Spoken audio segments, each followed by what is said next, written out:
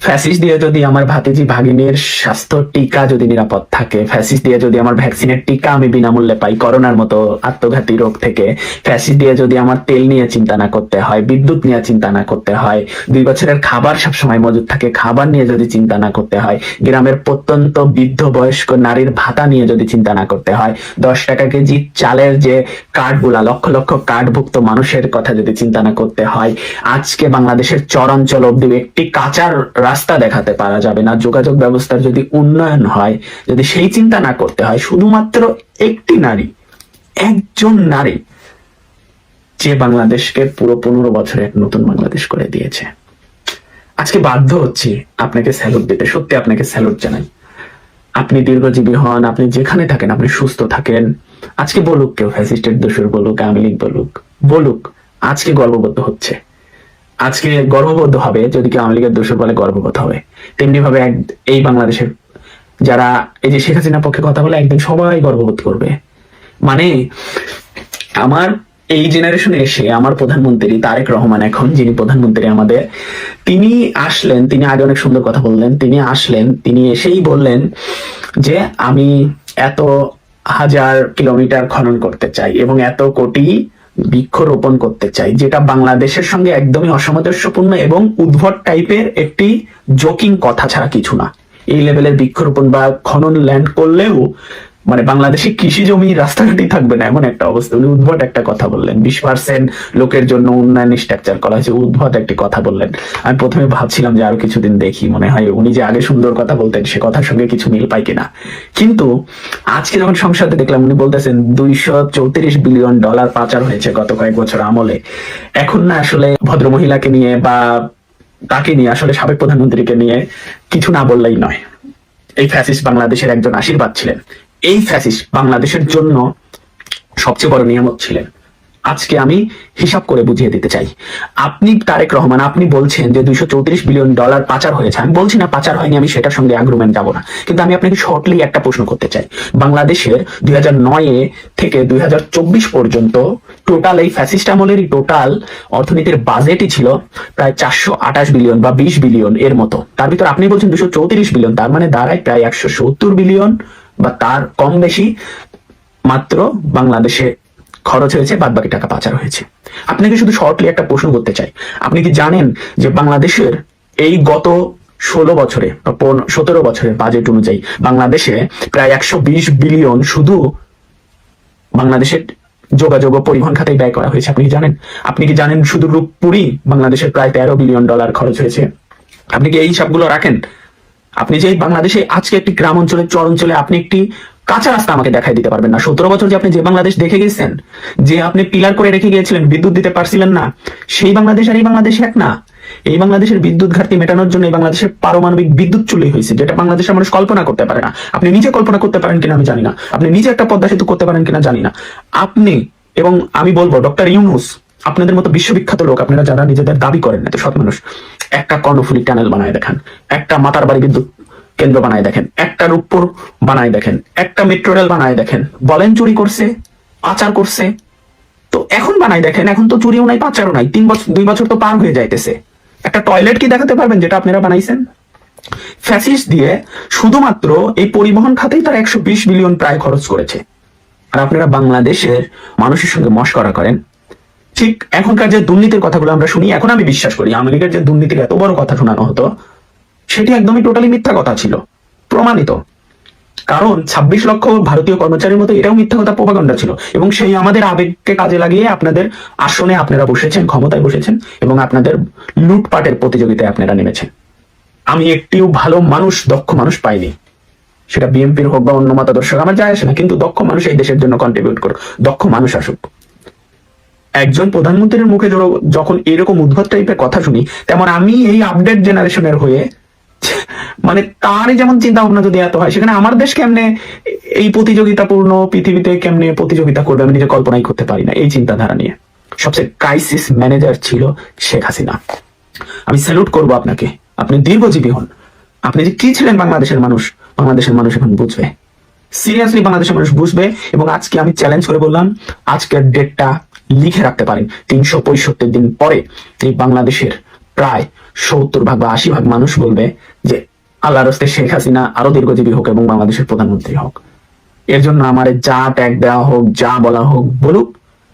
Fascist দিয়ে যদি আমার দেশের উন্নয়ন হয়, ফ্যাসিস্ট দিয়ে যদি আমার মতো স্টুডেন্টদের ভিসা হয়, পুরো পৃথিবীতে সুনাম হয় যে আমার দেশ স্টেবল, অর্থনীতি এগিয়ে যায়, আমার দেশে অন্য দেশ ঘাঁটি না করে, অন্য দেশের কথা মতো আমার দেশ চলতে না হয়, ব্যালেন্স করে প্রতিবেশীর থেকে ফুয়েল নেওয়া হয়, বিদ্যুৎ নেওয়া হয়, খাদ্য নেওয়া হয়, সুসম্পর্ক রেখে ইকোনমিক টাইগার যে হয়েছিলাম আমরা এশিয়ার ভেতরে, সেই যে সুনাম অর্জন করেছিলাম, সেগুলা যদি হয়, তাহলে এরকম ফ্যাসিস্টে আমি চাই যে উনি যেন আরো পরের বার উনি যেন ক্ষমতায় এসে আরো যেন 5 গুণ ফ্যাসিস্ট হয় এবং সকল প্রকার এই শয়তানগুলোর যেন নির্মূলে দমন করে এবং দেশটাকে এগিয়ে নিয়ে যায়। রাজনীতিতে শেষ কথা বলে কিছু নেই।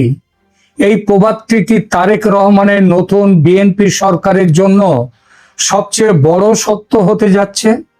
নির্বাচনের আগে যিনি বলেছিলেন অন্তর্ভুক্তিমূলক রাজনীতি আর প্রতিশোধহীন বাংলাদেশের কথা, ক্ষমতায় এসে তিনি হাঁটছেন ঠিক তার উল্টো পথে।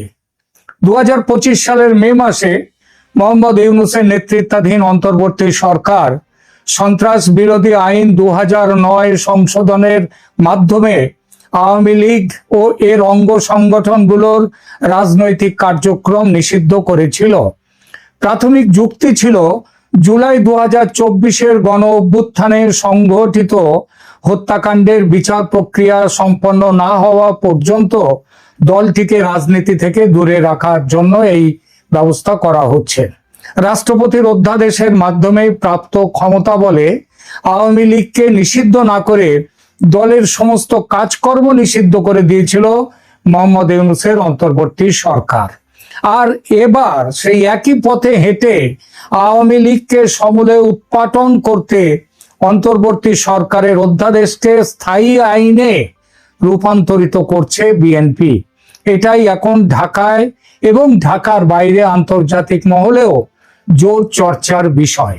কিন্তু প্রশ্ন হলো, এই আওয়ামী বিদ্বেষ কি শুধুই আওয়ামী লীগকে অপাঙ্ক্তেয় করার চেষ্টা, নাকি আসলে দিল্লির সাথে যুদ্ধ ঘোষণার নামান্তর? কেন তারেক সরকারের এই চালে কপালে ভাঁজ পড়েছে সাউথ ব্লকের? আজ আমরা ব্যবচ্ছেদ করব বাংলাদেশের নতুন সরকারের এই পাওয়ার প্লে এবং ভারতের সম্ভাব্য ভয়ঙ্কর পাল্টাচাল। হ্যাঁ, শুধু পাল্টাচাল নয়, ভয়ঙ্কর পাল্টাচাল কি হতে চলেছে সেই বিষয়টি নিয়ে। শুরু করি ক্ষমতায় বসার আগের তারেক রহমান এবং বর্তমান তারেক রহমানের ভোল বদল নিয়ে। তারেক রহমান যখন লন্ডনে ছিলেন তখন তার প্রতিটি বার্তায় ছিল উদারতার ছোঁয়া। নির্বাচনে থাকাকালীন এবং 2024-25 সালের বিভিন্ন ভাষণে তিনি বারবার জাতীয় ঐক্য, অন্তর্ভুক্তিমূলক রাজনীতি এবং প্রতিশোধের রাজনীতির অবসান নিয়ে কথা বলেছিলেন এবং সেই কথার ওপর ভিত্তি করে ভারত কিন্তু তার ওপরেও বিএনপির ঝুড়িতে ডিম রেখেছিল।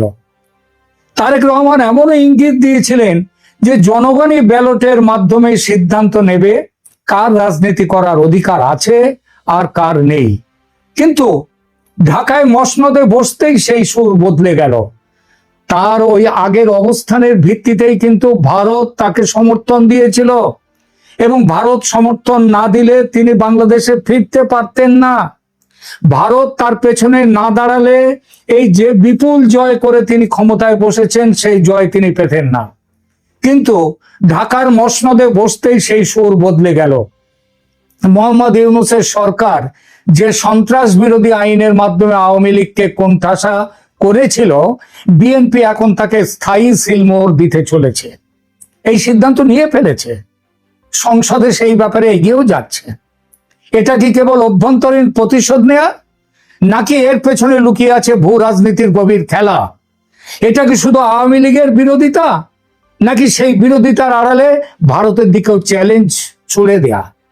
একথা উঠছে এই কারণে যে ভারত সবসময় বাংলাদেশে একটি সেকুলার এবং ব্যালেন্সড শক্তি আসুক সেইটা চেয়েছিল যথার্থ গণতন্ত্রের বিকাশ, যাকে বলে ইনক্লুসিভ পলিটিক্স। আওয়ামী লীগকে পুরোপুরি মুছে ফেলা মানে দিল্লির সেই বাফার জোন তৈরির চেষ্টাটা নষ্ট করে দেয়া। আর ঠিক এখান থেকেই শুরু হচ্ছে ভারত বনাম বিএনপি সরকারের স্নায়ু যুদ্ধ। পাকিস্তান কার্ড ও ডিজিএফআই রহস্য। দিল্লি যখন ভাবছিল তারেক সরকারের সাথে সম্পর্ক মেরামত করে বাংলাদেশে গণতান্ত্রিক ব্যবস্থার বিকাশ ঘটাবে, তখনই এলো একের পর এক অন্যরকম খবর, যে খবর ভারতের জন্য আদৌ প্রার্থিত নয়। আওয়ামী লীগকে নিষিদ্ধকরণের অধ্যাদেশ আইনে রূপান্তরিত হয়ে পাকাপাকি বসে যাওয়া শুধু নয়, এর সঙ্গে এলো আর এক খবর। কি সেই খবর? বাংলাদেশের ডিজিএফআই প্রধানের পাকিস্তান সফর। মেজর জেনারেল কায়সার রশিদ চৌধুরী গত মাসে দিল্লি সফর করেছেন। দিল্লি সফরের পর তিনি ব্যাংকক হয়ে ইসলামাবাদ যাত্রা করেছেন এবং এই যাত্রা অত্যন্ত তাৎপর্যপূর্ণ। এটিকে তারেক সরকারের ভাষায় বা কূটনৈতিক ভাষায় বলা যায় স্ট্র্যাটেজিক ব্যালেন্সিং। সেই স্ট্র্যাটেজিক ব্যালেন্সিং বলা হলেও আমরা ভারত মনে করছে যে এটা ভারতকে চাপে রাখার একটা বড় অস্ত্র।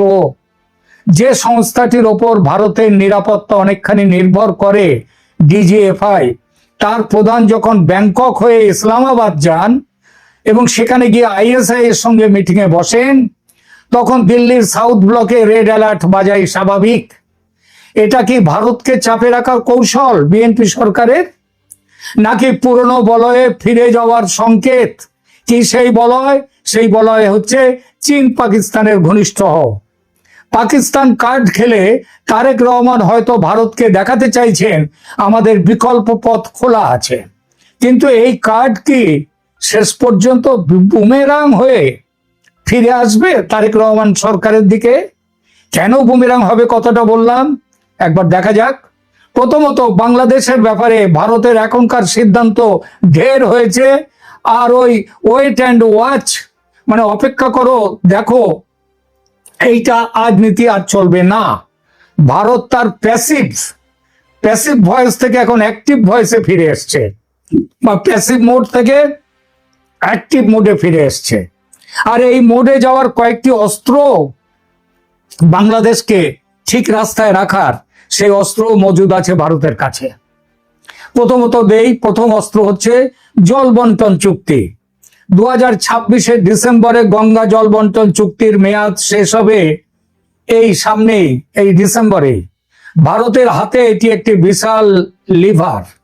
দিল্লিকে এই চুক্তিকে নিরাপত্তা গ্যারান্টির শর্ত হিসেবে ব্যবহার করতে পারে, অবশ্যই পারে, কথাটা বললাম, মনে রাখবেন। অস্ত্র 2, বর্ডার প্রেসার ও সার্জিক্যাল স্ট্রাইক।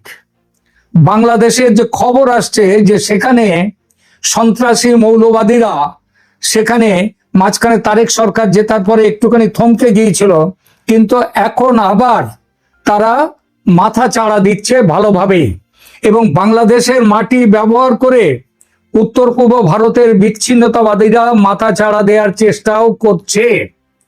এই চেষ্টা যদি অব্যাহত থাকে এবং তারেক সরকার যদি পেছন থেকে এই চেষ্টাকে সমর্থন যোগায়, ভারত নিশ্চিতভাবেই মায়ানমার স্টাইলে সার্জিক্যাল স্ট্রাইক চালাবে।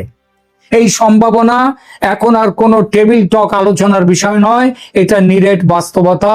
ভারতের এখনকার থিওরি হচ্ছে, নীতি হচ্ছে যে সন্ত্রাসবাদ, যে দেশ থেকে সন্ত্রাসবাদ হবে তাদের সেখানে আক্রমণ করা হবে, তাদেরকে বুঝিয়ে দেওয়া হবে। অস্ত্র 3, ইকোনমিক থ্রটল, অর্থাৎ অর্থনীতির জোরে বাংলাদেশের গলা টিপে ধরা। চাল থেকে পেঁয়াজ, ডিজেল থেকে বিদ্যুৎ, খাদ্যদ্রব্য, সবকিছু, বেঁচে থাকার যাবতীয় রসদ, সবকিছুতেই ভারতের ওপর বাংলাদেশের নির্ভরতা। আর ভারত সেই নির্ভরতার অস্ত্রটিকে এবার জোরালোভাবে সত্যিকার অর্থে ব্যবহার করবে। তারেক সরকারের জন্য এটি হতে পারে সবচেয়ে বড় দুঃস্বপ্ন। অস্ত্র 4, ভারত তার ভৌগোলিক অবস্থানের সুবিধা ব্যবহার করে বাংলাদেশের আমদানি ও রপ্তানির ব্যবস্থাকে এমনভাবে সেটাকে কোণঠাসা করে দেবে যে সেটা হয়ে উঠবে বাংলাদেশের পক্ষে সবচেয়ে বড় দুঃস্বপ্ন। অস্ত্র নম্বর 4, ভারত তার ভৌগোলিক অবস্থানের সুবিধা ব্যবহার করে বাংলাদেশে যে আমদানি ও রপ্তানির ব্যবস্থাকে ভারত তার ভৌগোলিক অবস্থানের সুবিধা ব্যবহার করে বাংলাদেশের আমদানি ও রপ্তানির ব্যবস্থাকে এমন ভাবে চেপে ধরবে যার ফলে নাভিশ্বাস উঠে যাবে বাংলাদেশের। অস্ত্র 5, ভিসা নিয়মে কঠোরতা। যখন ভাবা হচ্ছিল যে তারেক রহমান সরকারের সঙ্গে ভারত পূর্ণ ভিসা প্রথা চালু করবে, ঠিক তখনই বাংলাদেশ যা শুরু করেছে তার বাংলাদেশের সঙ্গে ভিসা নীতি আর হাসিনা জমানার মতো শিথিল ও সহজলভ্য করবে, এটা যখন ভাবছিল ভারত, তখন তারেক রহমানের কূট চাল ভারতকে থমকে দিয়েছে। ইউনূস আমলে নিয়ে যাওয়া কড়া ভিসা নীতি তুলে নেয়ার পথ থেকে সরে আসার আপাতত সম্ভাবনা দেখা যাচ্ছে না।